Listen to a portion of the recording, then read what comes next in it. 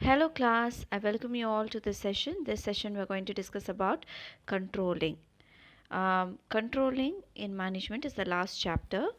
So first we are going to discuss the concept of controlling. Controlling is the process of comparing the actual performance with the standards, finding out deviations if any, and taking the necessary corrective action to prevent the recurrence of these deviations in future. So it's actually comparing this actual performance with the standard set, finding out what is the deviation, why there is a deviation, analyzing the deviations, and taking corrective actions to prevent the recurrence of these deviation in the future. The nature or feature of this particular concept of controlling are: number one, goal oriented function. It conforms to the standard set. The second one is a pervasive function. It present at all levels of the management. It is there at all levels of the management. The third one is both backward and forward function. It looks into the past for analyzing the actual performance, and it looks into the future also to take corrective action to prevent the recurrence of these deviations. The fourth one is continuous process for corrective action. It is a continuous process. For what reason? Because you need to have a corrective action. The importance of controlling are: number one, accomplishing organizational goals, keeping organization on the right track. So the first importance or the significance of controlling are accomplishing organizational goals. Second one is judging accuracy of standards, checking standards set are accurate and meeting accurate objectives. Okay, so judging accuracy of standards, checking standards set as accurate are accurate and meeting accurate objectives. So that is one thing, accurate setting of standard. This is the challenge actually, because there is a lot of elements that needs to be looked into before a standard is set. So third one is making efficient use of resources, helps to reduce wastage and spoilage of resources. It helps to reduce wastage and spoilage of resources. Okay, so making efficient use of resources. Fourth one is ensuring order and discipline, dishonest behavior on the part of the employees by keeping a close check on their activity. So this kind of ensuring order and discipline is the most important thing under controlling. It improves employee motivation. Employee know well in advance what they have to do and what is expected of them.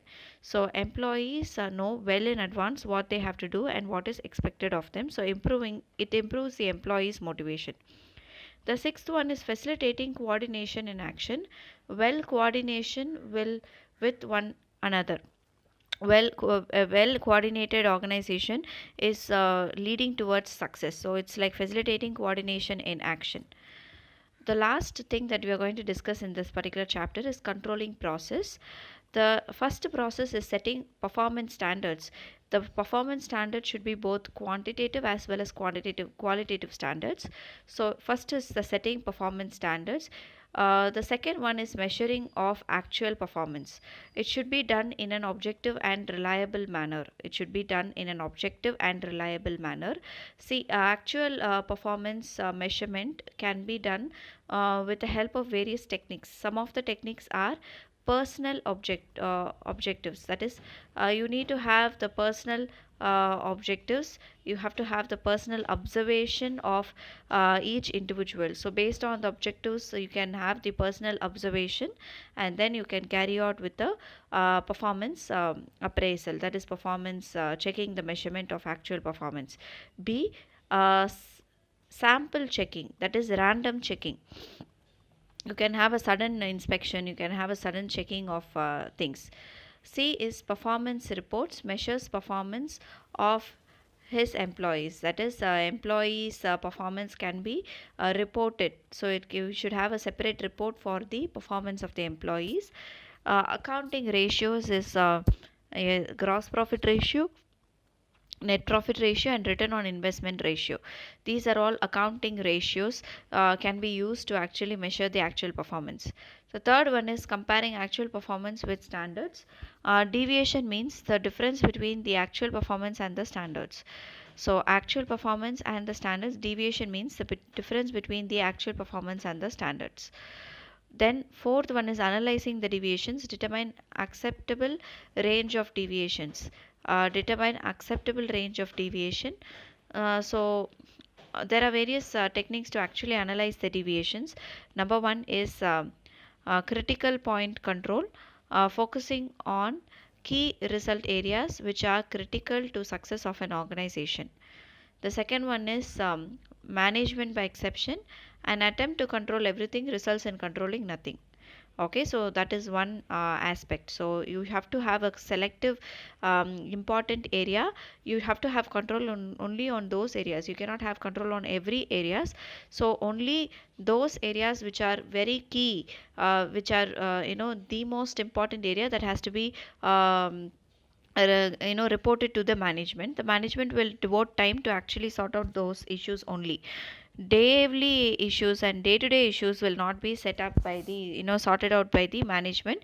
It has to be done by the lower level management. So management by exception is focusing only on those important area, and taking those important areas, if there is any deviations, only those deviations taken to the management will sort out those issues only.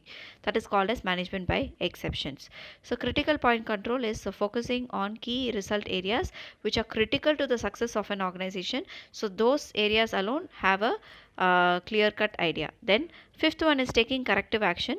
When the deviations go beyond the acceptable range in the key area, immediate managerial action is essential. So control action is very important.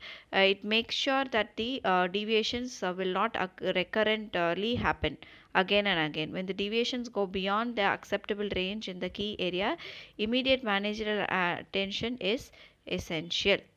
So we have to have the steps in order: setting performance standard, measurement of actual performance, comparing actual performance with standards, analyzing deviations, taking corrective action. So these are all the process of controlling. I'll see you in the next video. We have completed this chapter. Thank you, class.